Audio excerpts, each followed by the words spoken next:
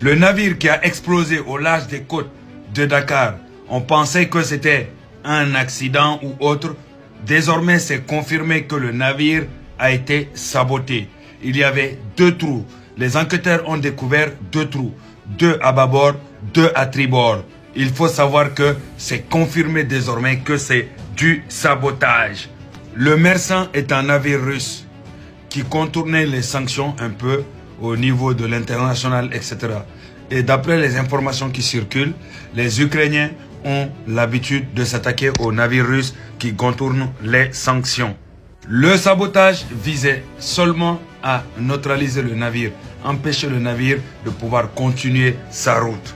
Résultat de ce sabotage, la compagnie turque Beşiktaş arrête toute collaboration avec la Russie depuis 2025.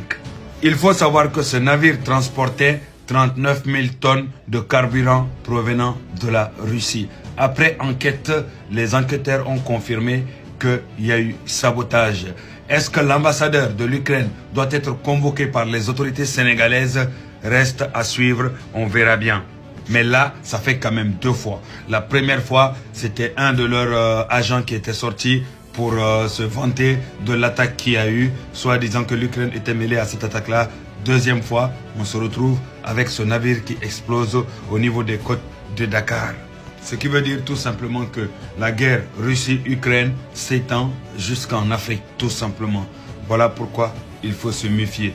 On espère que nos autorités vont exiger non seulement des sanctions concernant l'Ukraine, mais aussi ils prendront leurs précautions désormais. Vive le Sénégal, vive l'Afrique de l'Ouest.